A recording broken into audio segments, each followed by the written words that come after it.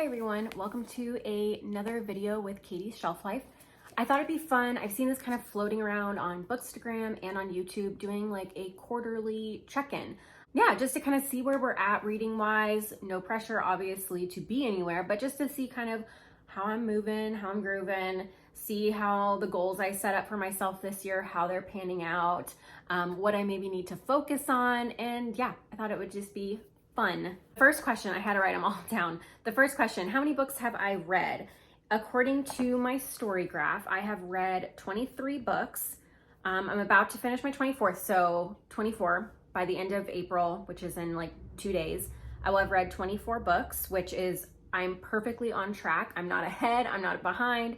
I wish I were ahead only because I just feel like the first few weeks of May might be a little bit hectic and I may not be getting as much reading in, but we'll see. My goal this year is to read 75 books. So I'm on track to do that. I honestly don't know how I'm going to read 75. I feel like I'm really behind and I'm not, but I just feel like I'm somehow behind already. So 24 books, which is great. I kind of wish it was 25, but whatever. It is what it is. 5-star books. Let's see. I think I know what they are, but I just want to like double check. I've got my story graph on my iPad. Not counting my rereads. So like My Brilliant Friend and Annihilation were my rereads last month, and those were obviously 2 5-star reads. New 5-star reads of books that I just read this year. Marble and Metamorphosis by Rachel Cusk. Really enjoyed that essay. It gave me a ton to think about. And yeah, I just really enjoyed it. It was really short. Enjoyed the photography in it. Yeah, I just want a longer essay or longer something book from Cusk, kind of covering some of the topics in that. And I'll talk about that more probably in my wrap up. Whereabouts by Jhumpa Lahiri. I've talked about that a ton. It is probably my favorite book so far that I have read this year. Along with, it's kind of a tie, but for fiction, it's definitely Whereabouts. For nonfiction so far, it's Funny Weather, Art in an Emergency by Olivia Laing. Loved it. And then also, I did enjoy the essay collection Too Much and Not the Mood by Durga Chew-Bose. I feel like I'm not thinking about it as much as I thought I would. Like, it hasn't really stuck in my mind as much, but I remember when I read it, I did really enjoy it, and there were definitely some essays that were like 5-star essays in that. So we will leave that in the 5-star. So those are my 5 stars. Now, least favorite books. I did give one book 2.5 stars, and that was How a Person Should Be by Sheila, Heti. It just didn't do it for me, especially compared to her other books. And I know this was her first novel, but I don't know what it was exactly, but it didn't hit for me. Yeah, just didn't love it. And that's okay. I read it. There were parts of it I really enjoyed, and then other parts just felt really confusing and didn't really say much. So it was a lot of words and not really a lot was happening or being said. So not a favorite. That's probably my lowest rating. I feel like everything else has been pretty good. I did DNF 2 books so far this year. I think it's The Folded Clock and one of the collected stories of Leonora Carrington. I did DNF both of those books. So those are books that I won't include in being like a low rating just because I didn't finish them. So yeah, there'll be books that I hopefully pick up again in the future. So I don't want to totally discredit them. My longest book read, let's see, can I find that? Biography of X by Catherine Lacey at 416 pages. And it was really great. It was a page turner. It was an enjoyable read. I'll talk about it more in my wrap up. But yeah, I liked that book a lot. I really enjoyed Lacey's writing, and it was my longest book. And I really enjoyed my time with it at the beginning of the month. I took my time, and it was just really enjoyable to read a literary fiction novel that was that long. I felt like I was able to get into it, be with some characters, and that was really enjoyable. The shortest book I read, let's find out. So the shortest book I've read at 92 pages was Miss Ice Sandwich by Mieko Kawakami. That was a super quick read, enjoyable. I think it was my very first reading vlog. Yeah, like way back in the end of December, early January. I'll put that somewhere up here. It's embarrassing. You can tell it's like my first reading vlog, but it was fun to do. But yeah, that's my shortest book, 92 pages. Great, enjoyable little novella.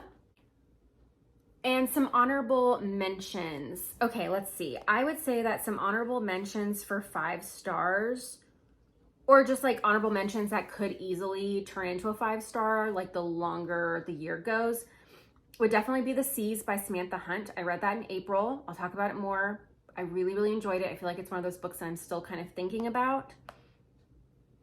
The Forbidden Notebook by Alba de Cespedes. That is also an honorable mention. Yeah, I feel like those two are the two that I'm still kind of thinking about and could possibly like make their way onto my top books of the year. But we'll see. We'll see. We still have quite a bit of the year left. We'll see if they make it to that.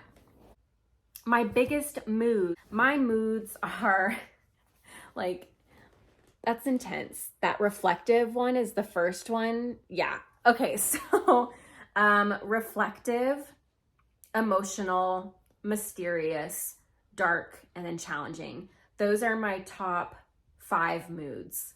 Reflective being a lot. So yeah, reflective, emotional, mysterious, dark, and challenging. That sounds about right.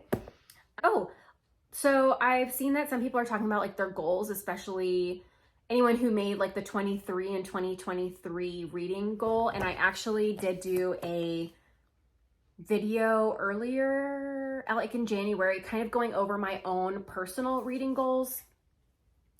And I wrote them down and we talked about them in that video. And I've got them marked in my journal so I can keep reminding myself that I did make goals. So, read more books I already own. I feel like I've been doing an okay job of that. I feel like January, February, I was really doing great. And I've noticed my buying of new books has kind of increased with us getting closer to spring and summer, just because a lot of books I've been really looking forward to are coming out. So I have been a little bit splurgy on newer titles, which is okay. And then I've also been getting more books from the library, which is good. So I could do better. I'm doing okay. Read more art-centered books and theory. I feel like I'm doing a really great job with that. I honestly feel like most of the books I'm picking up have some sort of art theme, either fiction or nonfiction. Yeah, I'm just gonna keep rolling with that because it seems to be the genre I enjoy the most, the subject matter that I enjoy the most. And I feel like now that I feel more confident this year in knowing what I enjoy reading and really seeking out those books instead of just picking up everything I'm seeing that feels exciting or new or buzzy or that I'm hearing everybody talk about. I'm really focusing on what are the books that have the elements I enjoy. So nature, art, things like that. Don't be afraid to DNF. I feel like I was doing really well at the beginning of the year. There hasn't been a lot that I've really wanted to DNF recently, so I haven't felt the need to DNF really, which is good. Read more books in translation. I feel like I'm always reading a lot of books in translation. I feel like I'm doing a pretty good job of that. I think I could just expand upon that a bit more and maybe venture into translations that, or countries and languages I'm not as familiar with. I do read a lot more Italian and Spanish and Japanese literature and translation, and I think I could branch that out even more. So if you have some recommendations, please leave them below and I'd be happy to check those out. Read 75 books. We've already talked about that. Keep a reading journal to help with reviews.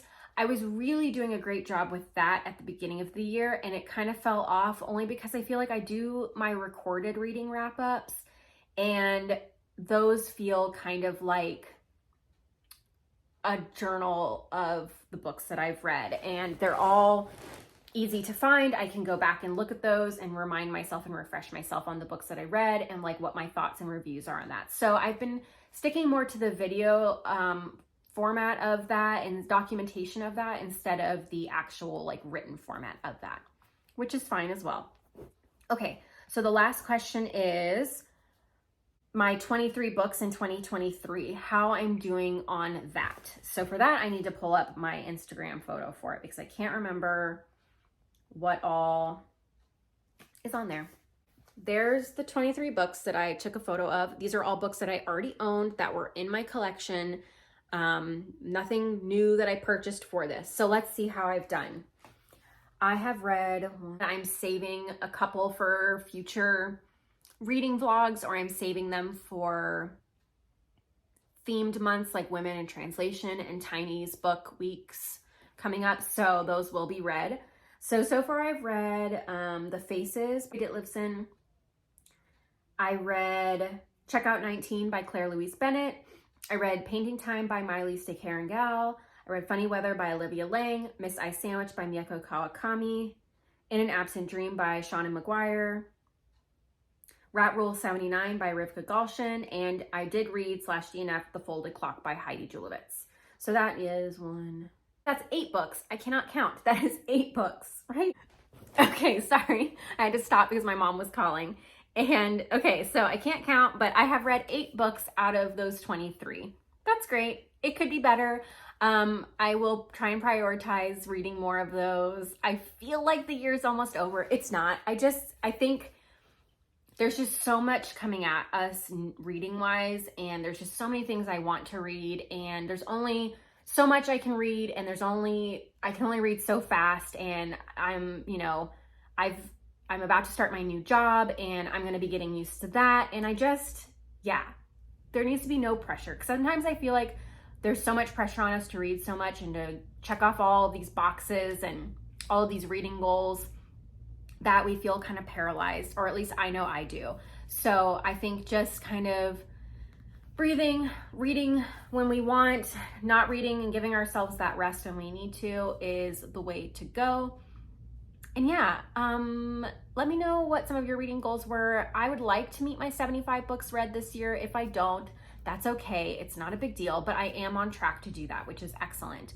And I just want to keep reading the books that I want to read and not have that number really looming over me too much, but we'll see. And then, yeah, anyone can do this tag. Like I said, it's a tag that I've seen kind of floating around. You are welcome to do this on Instagram. If you have a YouTube, please do it on YouTube. And yeah, I will see you in the next video.